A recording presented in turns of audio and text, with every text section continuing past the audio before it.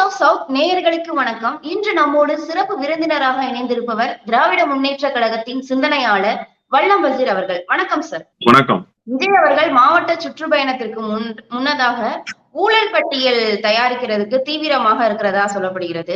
அதாவது ஆண்ட கட்சியும் இதற்கு முன்னாடி மக்களை ஆண்ட கட்சி இவங்க 2 பேரோட ஊழல் பட்டியலை தயாரிச்சு மக்கள் முன்னிலையில பிரதானப்படுத்தி இத கட்சியை அவர்களுக்கு மக்கள் மத்தியில வாக்கு சேகரிக்கிறதுக்காண்டி விஜய் அவர்கள் அந்த செயல்ல ஈடுபட்டு இருக்கிறதா சொல்லப்படுகிறது. அது மட்டும் இல்ல, ஊழல் பட்டியல் தயார் செய்து ஆளுநர் அவர்களையும் சந்திக்கிறதா சொல்லப்படுகிறது. சார், இத பத்தி என்ன நினைக்கிறீங்க சார்? முதலில் அவர் திரைத்துறையில் நடிக்கின்ற ஒரு நடிகராக இருந்த காலத்தில் நடைபெற்ற ஊழல்களை அம்பலப்படுத்திவிட்டு பிறகு இங்கே நடைபெறுகிற ஊழல்களை அம்பலப்படுத்திட வேண்டும் என்று அவருக்கு பணிவன்போடு நாம் வேண்டுகோள் வைக்க வேண்டும். குறிப்பாக இவர் இத்தனை படங்களில் நடித்திருக்கிறார். பல கோடி ரூபாயில் சம்பளத்தை சொல்கிறார்கள்.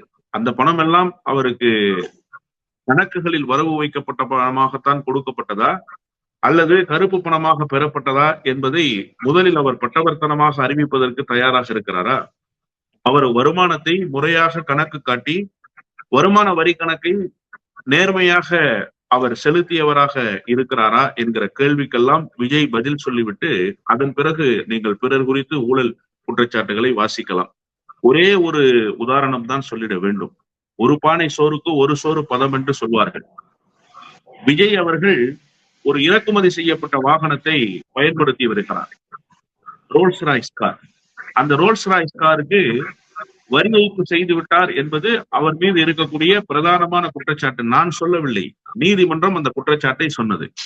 நீதிமன்றம் அந்த குற்றச்சாட்டை சொன்னதற்கு பிறகு நீதிமன்றம் உத்தரவு பிறப்பித்து அவர் அதற்கான வரியை செலுத்திவிட்டு அதன் பிறகு அந்த வழக்கை முடிவுக்கு கொண்டு வந்தார் என்பது எல்லோருக்கும் தெரிந்த செய்திதான். ஒரு வாகனம் வாங்குவதை கூட முறையாக வாங்க முடியாத நபராக வெளிப்படுகிற விஜய் தன்னுடைய ஊதியத்தை கூட முறையாக மக்களிடத்திலே அறிவிக்க முடியாத விஜய் இப்பொழுது அரசியலில் நடைபெறுகிற ஊழலை அம்பலப்படுத்துவேன் என்று சொல்வது வேடிக்கையாகத்தான் இருக்கிறது. விஜய்க்கு எல்லா உரிமையும் இருக்கிறது. நிச்சயமாக விஜய் அவருடைய எல்லா திறமைகளையும் அரசியலில் காட்டிவிட வேண்டும் என்றுதான் நாமும் விரும்புகிறோம். ஆனால் அதே நேரத்தில் விஜய் ஏதோ நேர்மையாளரை போலவும் சுற்றி இருப்பவர்கள் எல்லாம் நேர்மையற்றவர்கள் போலவும் காட்டுவதற்கு ஒரு முயற்சியை மேற்கொள்கிறார் அல்லவா? இது ஒரு தவறான போக்கு. இது விஜய் மாற்றிக்கொள்ள வேண்டிய நடவடிக்கை என்றுதான் சொல்ல வேண்டும். அது மட்டும் இல்ல, இதற்கு முன்னதாக திமுகவோட ஊழல் பட்டியலை தயார் செய்து அண்ணாமலை அவர்கள் ஆளுநரை சந்தித்திருக்காங்க. அந்த விவகாரத்துல அமைச்சர்கள் சிறைக்கு சென்று பின்பு மீண்டுமே அமைச்சர் பதவியில இருக்கிறாங்க. அதே மாதிரி இப்போ இவரும் கையில எடுத்திருக்காரு.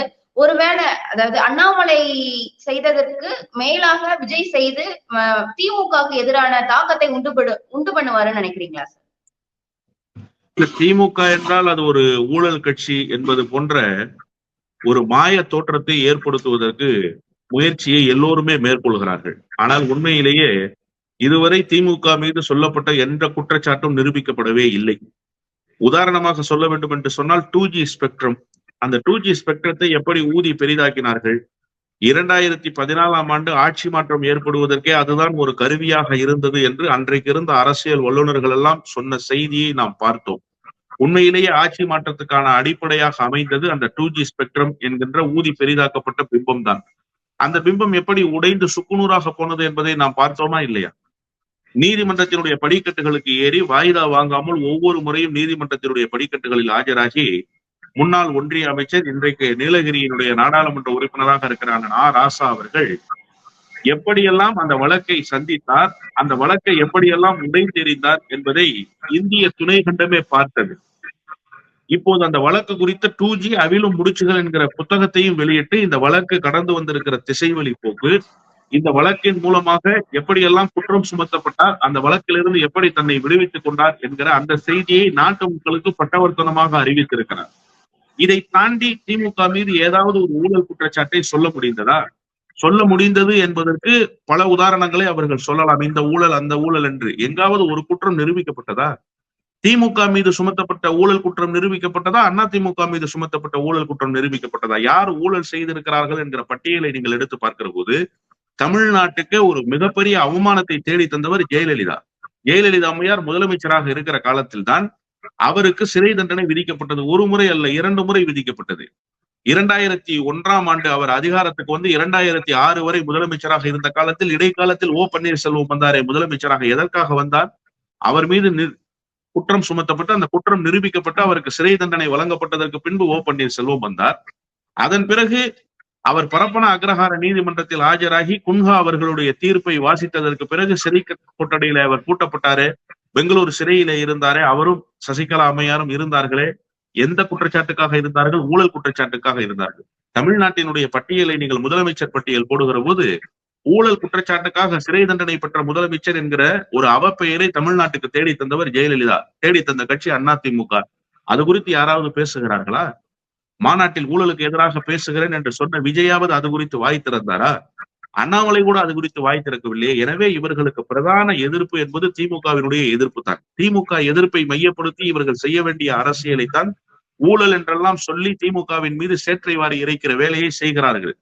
திமுக தன்னை ஒரு பரிசுத்தமான இயக்கம் என்று இந்த மக்கள் மத்தியில் நிரூபித்துக் கொண்டே இருக்கிறது. திமுக மீது சுமத்தப்படுகிற எந்த குற்றச்சாட்டையும் நிரூபிக்க முடியாமல் தான் எதிர்த்தரப்பினர் தடுமாறி போகிறார்கள். அண்ணாமலையினுடைய குற்றச்சாட்டு எப்படி பல்லில்லாத பாம்பை போல போனதோ அதே போன்றுதான் விஜயினுடைய குற்றச்சாட்டும் பல்லில்லாத பாம்பாக மாறி போகும் என்பதுதான் யதார்த்தமான உண்மை. அது மட்டும் இல்ல சார், பாஜகவோட மூத்த தலைவர் தமிழிசை சவுந்தரராஜன் அவர்கள் வந்து அண்ணன் எடப்பாடி பழனிசாமி ரொம்ப அழகாக சொன்னார். ஒத்த கருத்துடைய கட்சி அப்படின்னு ரொம்ப அழகாக சொன்னார். ஒத்த கருத்துடைய கட்சி அப்படின்னா திராவிட முன்னேற்ற மக்களுக்கு விரோதமான திராவிட முன்னேற்ற கழக கட்சியை வந்து மக்கள் விரோத கட்சியை வந்து அகற்றணும், தமிழ்நாட்டுல அகற்றணும்ன்றதுதான் எங்களோட எல்லாரோட கொள்கையாக இருக்குது. அதை வந்து கண்டிப்பா ஒரு பெரிய கூட்டணி அமைச்சு கண்டிப்பா செயல்படுவோம். ஏன்னா கூட்டணி குறித்து வந்து பேசுவதற்கு இன்னும் கால அவகாசம் இருக்குது. அண்ணன் சொன்ன மாதிரியே கால அவகாசம் இருக்குது. ஏன் வந்து ஜெயக்குமார் அவர்கள் அதற்கு முன்னதாக இப்படி முடிவு எடுக்கிறாங்கன்னு எங்களுக்கு தெரியல அப்படின்னு சொல்லியிருக்காரு. ஒருவேளை பாஜக கூட்டணி அமைக்கிறதுக்கு வாய்ப்பு இருக்கா சார் அதிமுகவோட? அதிமுகவும் பாஜகவும் தெரிந்ததை போன்ற நாடகத்தை ஆடி தமிழ்நாட்டு மக்களை ஏமாற்றி வருகிறார்கள் என்பதுதான் துவக்க நாளிலிருந்து நாம் சொல்லிக் கொண்டிருக்கிற செய்தி. அதை இப்போது நிரூபிக்கிற விதமாக எடப்பாடி பழனிசாமி மீண்டும் ஒரு புதிய கணக்கை துவக்கி இருக்கிறார். எடப்பாடி பழனிசாமி அதிமுகவை விட்டுவிட்டு பாஜகவை விட்டுவிட்டு அதிமுகவை வழிநடத்துவதற்கும் தயாராக இல்லை. பாஜக அதிமுக இல்லாமல் தேர்தலை சந்திப்பதற்கும் தயாராக இல்லை. அவர்கள் நடத்திய நாடகம் அம்பலமாகி போனது என்பதை 2 நாட்களாக நடைபெறுகிற அரசியல் நமக்கு உணர்த்தி கொண்டிருக்கிறது. குறிப்பாக பாஜகவும் அதிமுகவும் கணவன் மனைவி போல தங்களுடைய அரசியல் பயணத்தை வழிநடத்தி வருகிறார்கள் என்பதுதான் யதார்த்தமான உண்மை. எதற்காக நீங்கள் மக்களை ஏமாற்ற வேண்டும்? சிறுபான்மை சமூக மக்களை ஏமாற்றி அவர்களுடைய வாக்குகளை அறுவடை செய்வதன் மூலமாக பாஜக நேரடியாக தமிழ்நாட்டில் கால் பதிக்க முடியாது. ஒருவேளை 2 தொகுதிகள் 3 தொகுதிகள் சிறுபான்மை மக்களினுடைய வாக்குகளை பெற்று, ஒடுக்கப்பட்ட தாழ்த்தப்பட்ட மக்களினுடைய வாக்குகளை பெற்று 4-5 இடங்களில் வெற்றியை தேடி வந்தால், நாளைக்கு இப்போது மைனாரிட்டி அரசாக இருக்கிற பாரதிய ஜனதா கட்சி மைனாரிட்டியாக இருக்கும் அல்லது தேர்தலில் அவர்களுக்கு அறுதி பெரும்பான்மை கிடைக்காது என்பதை அவர்கள் முன்கூட்டியே யூகித்தார்கள். அதன் பொருட்டுத்தான் எடப்பாடி பழனிசாமி அவர்கள் ஒரு திட்டம் வகுத்து, நீ தனியாக போட்டியிடு, உனக்கு கிடைக்கிற 5-4 நாடாளுமன்ற உறுப்பினர்கள் நாளை எங்களுடைய அதிகாரத்துக்கு பலமாக இருக்கட்டும் என்று சொல்லி ஒரு நாடகத்தை அரங்கேற்றினார்கள். அந்த நாடகம் இப்போது நிறைவு பெற்று விட்டது.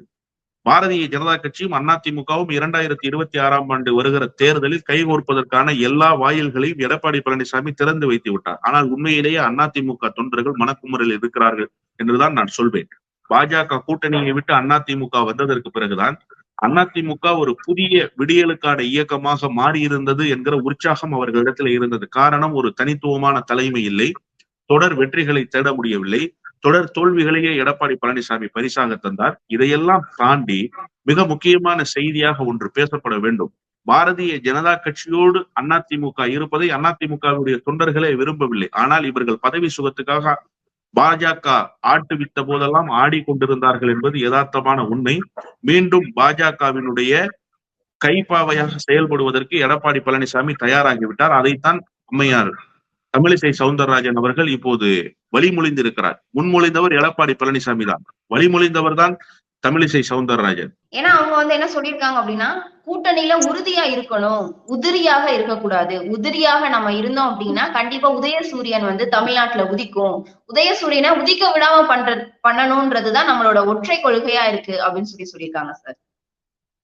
ஏறக்குறைய 3 பொது தேர்தல்களை சந்தித்து விட்டது திமுக தலைமையிலான கூட்டணி.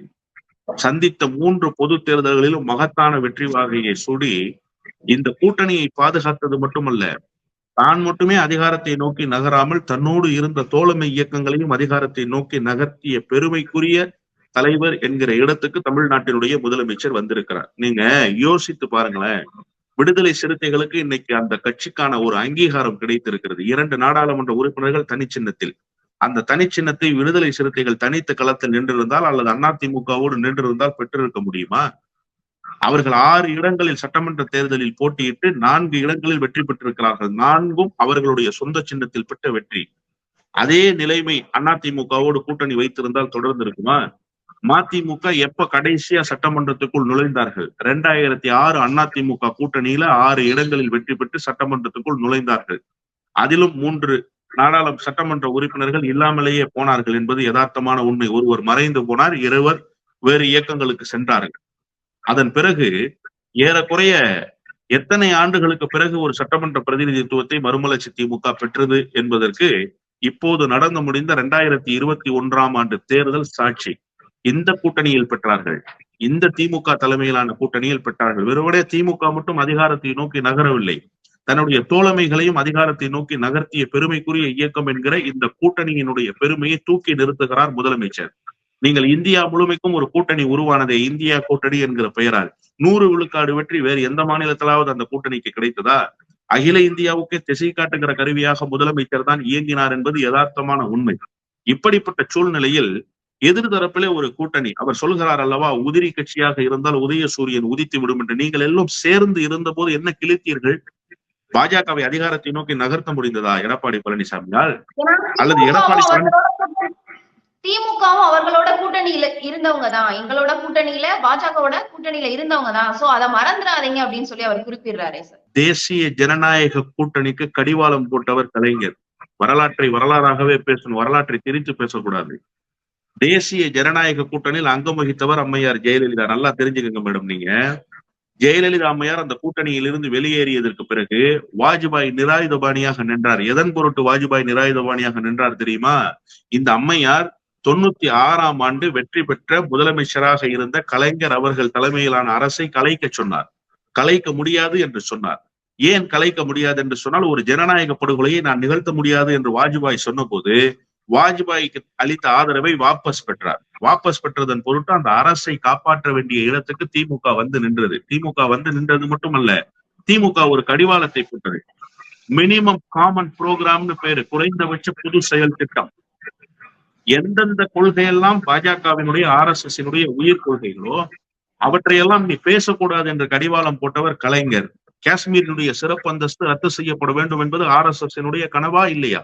அதற்காகத்தானே அதிகாரத்துக்கு வந்தார்கள். ஆனால் காஷ்மீர் விவகாரத்தை பேசவே கூடாது என்று தடுத்து நிறுத்தியவர் கலைஞர். ஒன்றா? இரண்டாவது, பொது சிவில் சட்டம் குறித்து வாய் திறக்கவே கூடாது என்று தடுத்து நிறுத்தியவர் கலைஞர். இன்னொன்று, RSS அடிப்படை கோட்பாடே ராமர் கோயில் கட்டிவிட வேண்டும் என்பதுதான். ராமர் கோயில் கட்ட வேண்டும் என்பதற்காகத்தான் இவ்வளவு பெரிய வன்முறை வெறியாட்டத்தை பாபர் மசூதி மீது அவர்கள் நிகழ்த்தினார்கள். இந்தியாவினுடைய கருப்பு நாள் என்று சொல்லுகிற அளவுக்கு உலக நாடுகள் எல்லாம் இந்தியாவை பார்த்து இந்தியாவினுடைய பன்முகத்தன்மை சந்தி சிரித்து விட்டது என்று பேசிய நாள் எந்த நாள்? டிசம்பர் 6 பாபர் மசூதி இடிக்கப்பட்ட நாள் தான். அந்த நாளில் பாபர் மசூதி இடித்துவிட்டு ராமர் கோயிலை கட்ட வேண்டும் என்று முடிவெடுத்தவர்கள் அதிகாரத்துக்கு வந்த போது, ஆட்சியில் இருந்த போது பாபர் மசூதி கட்ட முடியாமல் தடுமாறி, பாபர் மசூதியை இடித்துவிட்டு ராமர் கோயில் கட்ட முடியாமல் தடுமாறி போனார்களே, அதற்கு யார் காரணம்? குறைந்தபட்ச பொது செயல் திட்டம் என்று கலைஞர் கொண்டு வந்து அவர்களுக்கு போட்ட கடிவாளம் தான் காரணம். பாஜகவினுடைய தன்மையிலேயே இயங்க விடாமல் தடுத்து நிறுத்திய தலைவருக்கு பெயர் கலைஞர். நாங்கள் அப்படித்தான் கூட்டணி திமுக வைத்திருந்தது என்று தமிழ்நாட்டுக்கு பெருமையை முதலமைச்சராக இருந்த, முதுபெரும் தலைவராக இருந்த கலைஞர் அவர்கள் ஒரு புதிய வியூகத்தை வகுத்து தந்தார். அப்படி இருந்தார்கள் திமுக கூட்டணியில். இப்போது இருந்ததை போல அடிமை சாசனம் எழுதி கொடுத்து விட்டு எடப்பாடி பழனிசாமி எல்லாவற்றுக்கும் உதய் மின் திட்டத்தை எதிர்த்தார் ஜெயலலிதா. இவர் உதய் மின் திட்டத்தை ஆதரித்து கையெழுத்து போட்டு கொடுத்தார். பொது சிவில் சட்டத்தை எதிர்த்தார் ஜெயலலிதா.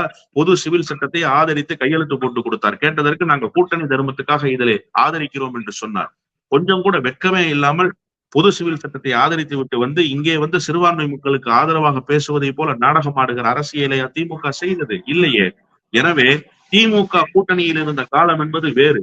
அன்றைக்கு வாஜ்பாய் இருந்தார், கூட்டணியினுடைய ஒருங்கிணைப்பாளராக ஜார்ஜ் பெர்னாண்டஸ் இருந்தார். இப்படி முழுபெரும் தலைவர்கள் எல்லாம் அந்த கூட்டணிக்குள் இருந்து அந்த கூட்டணியை செம்மையான முறையில் வழிநடத்தியார். இன்றைக்கு யார் இருக்கிறார்? அமித்ஷா இருக்கிறார், மோடி இருக்கிறார். இவர்களுக்கெல்லாம் பாஜகவை தாண்டிய சிந்தனை என்று ஒன்று இருக்கிறதா? இவர்களுக்கெல்லாம் ஜனநாயகத்தினுடைய மாண்பு என்னவென்று தெரியுமா? இந்த கட்டத்தில் கூட்டணியில் இருந்தார்கள் திமுகவினர் இல்லையே. திமுக இருந்த சூழல் என்பது வேறு, அப்போது இருந்த கூட்டணி என்பது வேறு, இப்போது இருக்கிற நிலைமை என்பது வேறு. சுதந்திர போராட்ட வீரர்களை நம்ம மக்கள் மனதில இருந்து அகற்றுறாங்க அப்படின்னு சொல்லிட்டு RN ரவி அவர்கள் குற்றம் சாட்டியிருக்காரு தமிழ்நாடு அரசு மீது. அவர்கள் ஏன் திடீர்னு இந்த மாதிரியான குற்றம் சாட்ட வேண்டிய அவசியம் என்னவாக இருக்குன்னு நினைக்கிறீங்க? எந்த சுதந்திர போராட்ட வீரரை இழிவுபடுத்தி, எந்த சுதந்திர போராட்ட வீரரினுடைய களப்பணியை அல்லது அவர் ஆற்றிய அருந்தொண்டை தமிழ்நாடு அரசு மூடி மறைத்தது என்று பேசுவதற்கு தயாராக இருக்கிறாரா RN ரவி? வஉசியினுடைய பெயர் இங்கே இருக்கிற துறைமுகத்துக்கு வைக்கப்பட்டதே, அதை வைக்க வேண்டும் என்கிற கோரிக்கையை தூத்துக்குடி வஉசி துறைமுகம் என்று வைத்த கோரிக்கை யாருடைய கோரிக்கை? அது திராவிட இயக்கத்தினுடைய கோரிக்கை, திராவிட முன்னேற்ற கழகத்தினுடைய கோரிக்கை. இன்னும் பொதுவாக சொல்ல வேண்டும் என்று சொன்னார், சுதந்திர போராட்ட வீரர்களை நாங்கள் மதிக்கவில்லையா? தமிழ்நாடு மதிக்கவில்லையா? நான் கேட்கிறேன், இங்கு எத்தனை திலகர் வீதிகள் இருக்கின்றன? திலகர் பெயரால் எங்கள் தஞ்சையிலே ஒரு திடலே இருக்கிறது, திலகர் திடல் என்று சொல்லி. சுதந்திர போராட்ட வீரர் என்று திலகரை நாங்கள் ஏற்றுக்கொண்டிருக்கிறோம். எங்காவது பாரதிக்கு ஒரு வீதி இருக்கிறதா வட இந்தியாவில? நீங்கள் பேச முடியுமா? உங்களுடைய ஊராக இருக்கிற பீகார், ரவி பீகாரிலிருந்து வந்தவர் தானே. அங்கே வஉ சிதம்பரனார் கப்பலோட்டிய தமிழனுக்கு எங்காவது ஒரு நினைவு சின்னம் நீங்கள் வைத்திருக்கிறீர்களா? ஒரு பெயர் நீங்கள் எங்காவது ஒரு வீதிக்கு நீங்கள் வைத்திருக்கிறீர்களா? இல்லையே. மாறாக தமிழ்நாட்டில் எல்லாரையும் நாங்கள் கொண்டாடுகிறோம், எல்லா சுதந்திர போராட்ட வீரர்களையும் நாங்கள் கொண்டாடி கொண்டிருக்கிறோம். நாங்களா தமிழ்நாட்டில் இருந்து கொண்டு சுதந்திர போராட்ட வீரர்களை அவமதிக்கிறோம்? அவமதிக்க வேண்டிய அவசியம் எங்களுக்கு இல்லை. சுதந்திரத்துக்காக அரும்பாடுபட்டவர்கள் தமிழர்கள், சுதந்திரத்துக்காக உயிர் நீத்தவர்கள் தமிழர்கள். நேதாஜி படை திரட்டிய போது படைக்கு இங்கிருந்து ஆள் அனுப்பியவர்கள் தமிழர்கள். உங்களைப் போல ஆங்கிலேயர்களினுடைய காலனியை நக்கி பிழைத்து ஆங்கிலேயர்களிடத்தில் மன்னிப்பு கடிதம் எழுதி கொடுத்து என்னை விடுதலை செய்துவிட, உனக்கு கங்காணி வேலை செய்கிறேன் என்று சாவர்கர் சொன்னதை போல எங்கிருந்து யாரும் சொல்லவில்லை. சுதந்திரம் குறித்து பேசுவதற்கு உங்களுக்கு யோகிதை இருக்கிறதா? இந்த நாட்டினுடைய தேசப்பிதாவை படுகொலை செய்த படுபாவிகள் அல்லவா நீங்கள் ஆராதித்து மகிழ்கிற சாவர்கர் யார்? நீங்கள் ஆராதித்து மகிழ்கிற கோல்வாக்கர் யார்? அவருக்கும் சுதந்திரத்துக்கும் என்ன பங்கு? அவர்கள் சுதந்திரத்துக்கு ஆற்றிய பணி என்ன? நீங்கள் கோட்சேவை கொண்டாடி கொண்டிருக்கிறீர்கள். கோட்சே எவ்வளவு பெரிய மாபாதக செயலை செய்தவன். நீங்கள் எல்லாம் இந்திய சுதந்திரம் குறித்து பேசலாமா? விடுதலை போராட்டம் குறித்து பேசுவதற்கு யோகிதை இருக்கிறதா? எனவே ரவி வாய்மூடி கொண்டிருப்பதுதான் அவருக்கு நல்லது. அவருடைய அதிகார காலம் என்பது முடிந்து போய்விட்டது, காலாவதியாகி போயிருக்கிற ரவி இனிமேலும் பேசி அம்பலப்பட்டு போவார் என்று சொன்னால் பல செய்திகளை பேச வேண்டிய கட்டாயம் வரும். அப்ப ரவி போய் அழுவக்கூடாது, என்னை இப்படி எல்லாம் பேசுறாங்க அப்படி எல்லாம் பேசுறாங்கன்னு சொல்லக்கூடாது.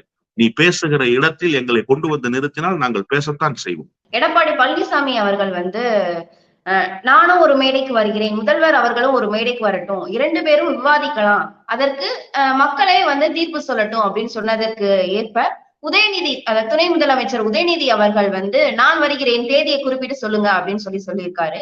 அதற்கு முன்னாள் அமைச்சர் KP உதயகுமார் அவர்கள், ஏன் முதல்வர் அவர்களுக்கு வரதற்கு பயமா? உதயநிதி அவர்கள் வாரேன்னு சொல்றாங்களே, ஏன் முதல்வர் அவர்கள் வரமாட்டாரா அப்படின்னு கேள்வி எழுப்பியிருக்காரு. இதை எப்படி பாக்குறீங்க?